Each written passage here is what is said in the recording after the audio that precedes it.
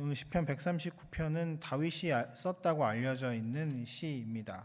저희가 어저께 역대상에 있는 다윗의 마지막 모습, 마지막 유언, 솔로몬과 백성들에게 했던 하나님을 잘 섬기라 했던 그 다윗의 마지막 이야기를 함께 나누었는데요. 오늘은 다윗의 시를 함께 쭉 보면서 다윗이 고백하는 하나님이 어떤 분이신지를 함께 같이 보는 은혜가 있었으면 좋겠습니다. 시편에서 계속 우리가 봐야 될 포인트는 이 시편의 기자가 하나님을 어떻게 찬양하고 인식하는지를 쭉 따라가면서 보는 것이 또 시편의 가장 큰 은혜를 경험하는 일 중에 하나입니다. 다윗은 오늘 저는 세 가지 정도로 하나님이 어떤 분이신지를 이렇게 다윗이 고백하는 것을 보았습니다. 첫 번째는 하나님께서 나를 지으신 하나님, 창조주 하나님이라는 고백이에요. 14절에 보면 주께서 나를 지으심이 심히 기묘하십니다. 주께서 하시는 일은 기이함이 내 영혼이 잘 압니다. 라고 고백합니다. 예전 개역 한글 성경에는 신묘막측하십니다라고 번역되어 있었었고요. 이게 보면 인간의 능력으로는 이해할 수가 없고 공포를 불러일으킬 정도로 위대하고 놀랍다. 이거 할 때 기묘하다, 신묘막측하다. 요즘 젊은 사람들 표현으로는 소름 돋는다, 이렇게 표현하는 것 같습니다. 하나님의 창조 행위가 인간의 능력으로는 상상할 수 없을 놀라운 일들이다라고 고백하는 거죠. 그 창조물 가운데 가장 위대한 창조물인 인간, 우리의 모습들이 마찬가지입니다.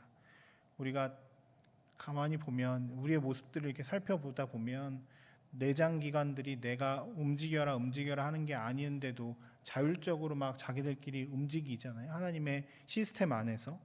그 다음에 인간의 뇌는 아직도 인간이 정복하지 못하는 과학적 어떤 것들로 정복하지 못한 상황들 가운데 있기도 하고요. 하나님이 만드신 인간의 이 놀라움은 인간의 이성으로 온전하게 다 알지 못하는 상황들 아직도 그렇습니다.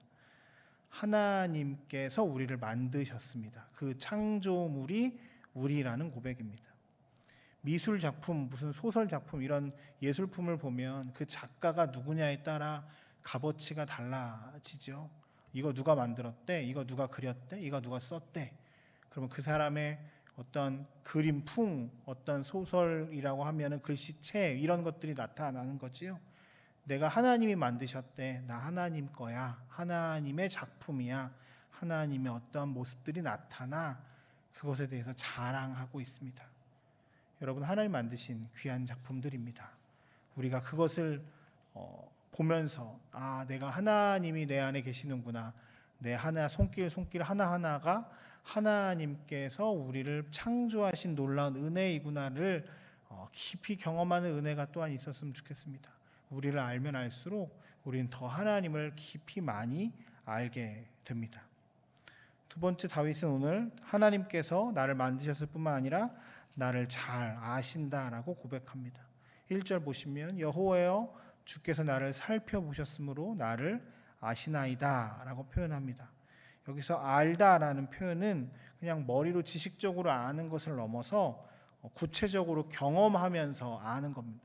우리식 표현으로 살 부딪혀서 살아서 알아낸다 이런 뜻인 거죠.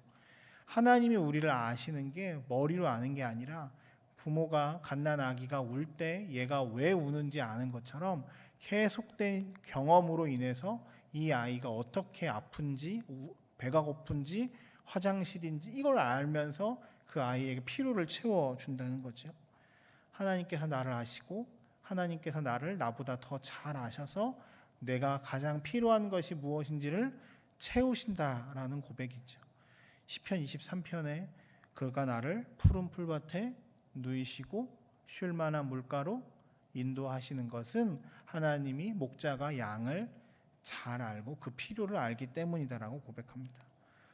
오늘 우리의 삶에서 하나님이 나를 잘 아셔서 내가 예상하지 못했던 것들이지만 하나님께서 우리를 선한 길로 푸른 초장으로 인도하심을 놀랍게 역사하심을 경험한 은혜가 우리 가운데 있었으면 좋겠습니다. 마지막으로 다윗은 나를 만드시고 나를 아시는 주께서 나와 늘 함께 하신다라고 고백합니다.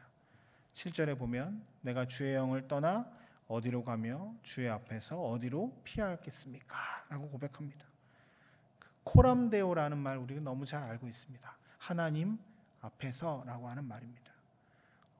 이것은 반대로 이야기하면 하나님께서 나와 함께 하신다는 의미이기도 하지만 하나님이 늘 우리를 지켜보고 계신다는 의미이기도 합니다. 부처님 손바닥 위에 손오공이라는 표현 우리가 너무 잘 알죠. 엄청 많이 가는데도 부처님 손바닥 아니다.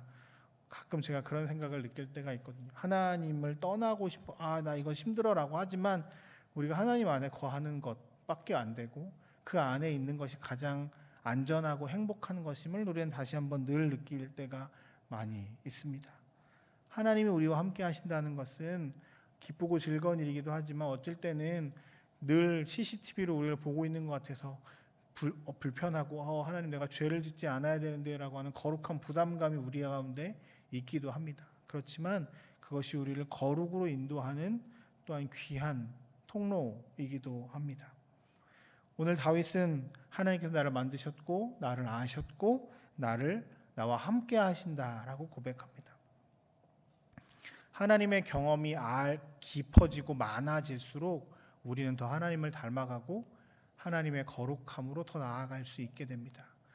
기독교인의 가장 큰 힘은 하나님을 더 많이 알아가는 겁니다. 우리가 다른 무언가를 나의 힘과 능력으로 무언가를 하고 수행을 한다고 우리가 하나님께 나아가는 것이 아니라 하나님을 많이 알고 경험해야 하나님께로 나아갑니다. 하나님으로 채워져야 합니다.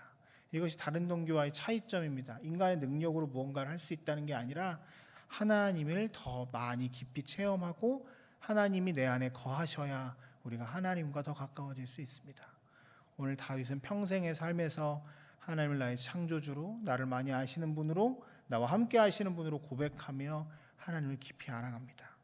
오늘 하루 여러분들이 말씀을 통해서 그리고 여러 가지 삶의 모습을 통해서 하나님을 더 깊이 만나고 교제하는 은혜의 시간들이 있기를 주의 이름으로 축복합니다. 그래서 하나님께로 더 거룩으로 나아가는 오늘 하루 복된 날 되시길 주님의 이름으로 축복합니다. 잠깐 기도하겠습니다. 하나님 우리를